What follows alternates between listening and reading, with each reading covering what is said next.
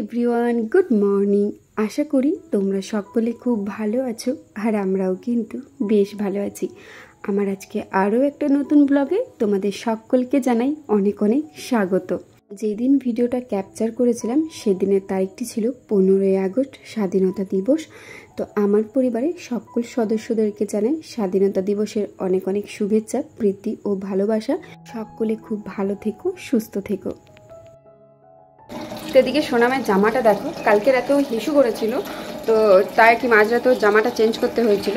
তো আমিও রাতে ঘুমের ঘরে দেখো জামাটা ওকে উল্টো পরিয়ে দিয়েছি। হ্যাঁ, তোমার মা তোমাকে উল্টো জামা পরিয়ে দিয়েছি। চলো, সোনামা তো ঘুম থেকে উঠে গেছে, ওকে পটি করে দিয়েছি। এরপর সোনামাকে রেডি করে দিই। সোনামা তার দাদানের সাথে বের করতে হবে, কারণ এখন আমার কাজ হয়নি আর এখনও স্নান করাও হয়নি। কাজ হয়নি বলতে শুধুমাত্র একটা রুম মোছা বাকি আছে, তো রুমটা মুছে স্নান করে নেবো, তারপর সোনামার খাবারটা রেডি করবো। ওলে বাবারি, আর এই গন্ধটা এত অপূর্ব লাগে, মনে সমস্ত পারফিউম ফেল, এত সুন্দর লাগে এই গন্ধটা। আমার ছন্তাবো না। চলো, কটা বাজে? 8:15 বেজে গেছে। আর তার মধ্যে আমাকে স্নান করতে হবে, কারণ তোমার খাবার রেডি করতে হবে। চলো। অন্য দিনের থেকে আজকে সোনামা অনেকটাই তাড়াতাড়ি ঘুম থেকে উঠে পড়েছে, যার কারণে আমার কোনো কাজই হয়নি। তাই দেখো, সোনামা যেই ঘুম থেকে উঠেছে ওকে পটি করে দিয়েছি, মুখটাও ধুয়ে দিয়েছি আর জলও খাইয়ে দিয়েছি। তারপর সোনামাকে তার দাদানের কাছে দিয়ে এসেছি, আর আমি এখন আমার সমস্ত বাসি কাজগুলো শেষ করে নিয়েছি। যদিও সেটার আজকে ভিডিওতে তোলা হয়নি, কারণ ওই যে বললাম আজকে কাজের একটু বেশি তাড়াহুড়ো ছিল, কারণ সোনামাকে ওই 8টার মধ্যে আমাকে খাবার দিতে হতো। এখন রুমের মধ্যে এসে আগে প্রথমে ফ্রেশ হয়ে নিলাম, আর সোনামা নিচেই বসেছিল, তাই আর কি ওকে দিকে হাসছিলাম, আর ও বারবার আমার মুখের দিকে তাকিয়েছিল যে মা কি করছে। আর দেখো, এখন আমি সিঁদুর পরে নিয়েছি, ভালো করে তো চুলটা ছাড়িয়ে নিয়েছিলাম, একটা টিপ পরে নিই। চলো সোনামায়ের খাবারটা রেডি করে দিই। তো এখন আমি গরুর দুধ নিয়ে নিয়েছি, সেটাই এখন একটা ছাঁকনি দিয়ে ছেঁকে নিলাম। আর হ্যাঁ, তোমাদেরকে তো বলাই হয়নি সোনামাকে কেন 1 বছরের আগে হঠাৎ করে গরুর দুধ দিলাম। আসলে কি বলো তো, সোনামাকে আমি যে ফর্মুলা মিল্কটা দিই সেটা শেষ হয়ে গেছে, তাই ডাক্তারবাবুকে ফোন করেছিলাম যে কোন ফর্মুলা মিল্কটা সোনামাকে দেব, যেহেতু এরপর 1 বছর হয়ে যাবে আর 4-5 দিনের জন্য ওই মিল্কটা আর কিনলাম না। তখন ডাক্তারবাবু বলল, একটা কাজ করতে পারো, তুমি গরুর দুধ দিতে পারো, যেহেতু আর 4-5 দিনের মধ্যে সোনামায়ের 1 বছর পূর্ণ হয়ে যাবে, এরপর গরুর দুধ দিলে আর কোনো প্রবলেম নেই।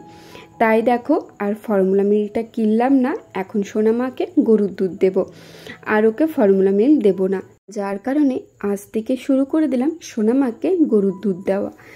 তো এদিকে আমাকে অনেকেই বলেছিলে, দিদি ভাই সোনামায়ের সাবুর প্যাকেটটা কেমন, তো তোমরা আশা করে দেখে বুঝলে। একটু আগে যে ফটোটা আমি শেয়ার করলাম ওই সাবুটাই সোনামাকে দিই, যেটা দাম নেয় 50 টাকা। আর ওই সাবুটা আমার খুব জোর ওই 10 থেকে 12 দিনের মতো যায়।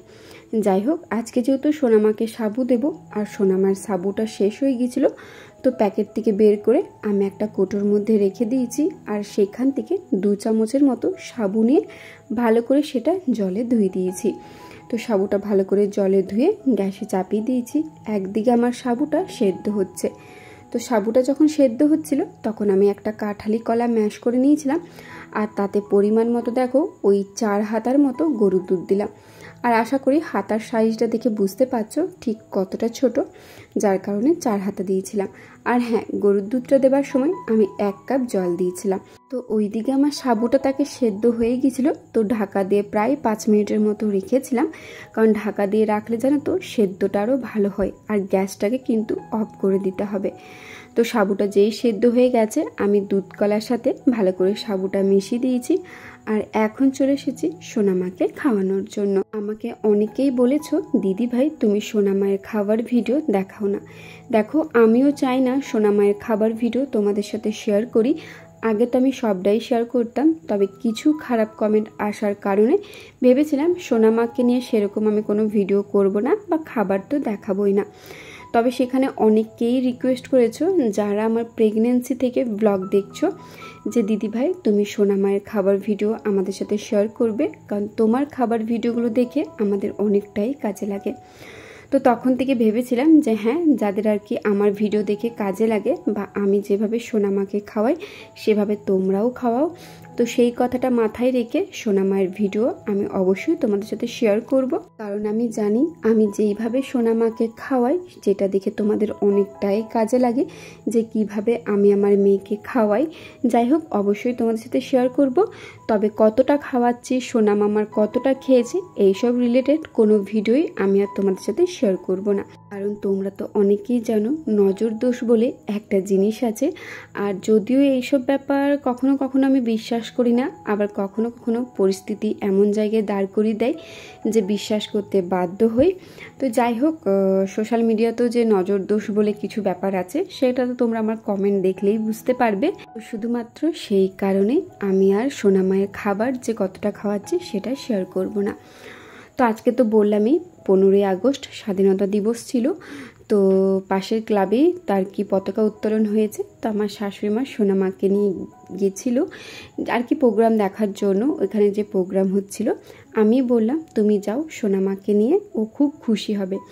আর ছোট ছোট বাচ্চারা রাস্তা দিয়ে যাচ্ছিল, তো ওই হাতে পতাকা নিয়ে, যেগুলো দেখে সোনামা খুব আনন্দ পাচ্ছিল। তাই মাকে বললাম তুমি সোনামাকে নিয়ে যাও। তো ওইদিকে তো মা সোনামাকে নিয়ে গিয়েছিল, আর এইদিকে তাকে আমি রান্নাঘরে চলে এসেছি রান্না করার জন্য। আর আজকে হবে মাছ দিয়ে পটল আলুর ঝোল। বেশ ভালো লাগে খেতে। আমাদের বাড়িতে মাছ হলে তো বেশিরভাগ ক্ষেত্রে ওই সর্ষে দেওয়া হয়, তো ঝোলটা খুব কমই হয়। তবে আজকে ভেবেছি পটল আলু দিয়ে পাতলা পাতলা করে মাছের ঝোল করব। তো যার কারণে প্রথমে মাছ ভেজে নিয়েছিলাম, তারপরে আলু পটল ভেজে নিয়েছিলাম। আর এইদিকে দেখো মশলাটা রেডি করার জন্য আমি চলে এসেছি। আর পাশে সোনামা দাঁড়িয়ে ছিল, ও আমাকে দেখে হাসাহাসি করছিল, যেহেতু ওর হাতে একটা ব্যান্ড ছিল আমার শ্বশুরমশাই সোনামার জন্য এনে দিয়েছিল, যেটা পরে আর কি আমাকে দেখাচ্ছিল। তো ওইদিকে যাকে আমি মশলাটা পেস্ট করছিলাম, তাকেই যে দেখো শাক পোস্তটা হয়ে গেছে। তো ভাবলাম পোস্তটা যখন হয়ে গেছে তাহলে নামিয়ে দিই। তো ওইদিকে পোস্তটা নামিয়ে দিয়েছি, আর এদিকে কিন্তু আমার মাছের মশলাটা কষানোও হয়ে গেছে। তো মশলাটা যখন কষানো হয়ে গেছে, তো ভাবলাম পটল আলুটাও দিয়ে দিই। তখন পটল আর আলু দিয়ে ভালো করে নাড়াচাড়া করে নেব। তারপরে পরিমাণ মতো জল দিয়ে দিয়েছিলাম, আর বেশ কিছুক্ষণ পর মাছগুলো দিয়ে দিয়েছিলাম। তখন রান্নাবান্না হয়ে গেছে। যে কটা বাসনপত্র ছিল ভাবলাম একেবারে মাজা ধোয়া করে নিই, যেহেতু সোনামা তার ঠাম্মির কাছে আছে। আর সোনামাকে কিন্তু আমি খাইয়েও দিয়েছি, খাওয়ানোও হয়ে গেছে, ওর স্নান করাও হয়ে গেছে। তাই ভাবলাম কোনো কাজ ছিল না, তো বাসনপত্রগুলোই মাজা ধোয়ার জন্য বসে পড়ি, কারণ তাড়াতাড়ি হয়ে গেলে নিজেদেরই সুবিধা হবে। আর আজকে খুব একটা বাসনপত্র ছিল না, ওই একটা কড়াই আর ছিল তোমার প্রেশার কুকার, আর ওই টুকিটাকি কিছু বাসনপত্র ছিল, যেগুলো সব কলপারে নিয়ে এসে এখন আমি মাজা ধোয়া করে নেব। তবে কড়াইটা জানো তো বেশ কিছুক্ষণ ধরে দেখলাম মাজছিলাম, তবে একদমই পাচ্ছিলাম না। তাই শাশুড়িমা বললো কড়াইটা পাশে রেখে দিতে, যখন আর কি সময় হবে তখন মা সেটা ধুয়ে নেবে। যে কটা আমার বাসন ধোয়া হয়েছিল সেগুলো এই ধাড়িটাতেই রেখে দিলাম, কারণ এই জল সমেত বাসন যদি রান্নাঘরে নিয়ে যায় তাহলে তোমার ওটাই জল হয়ে যাবে।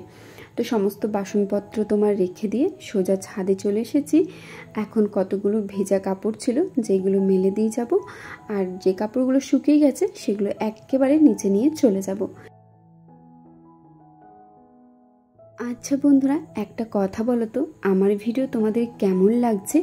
আমি তো সেটা জানি না, অবশ্যই কিন্তু কমেন্ট করে জানাবে যে আমার ভিডিওগুলো তোমাদের কেমন লাগছে।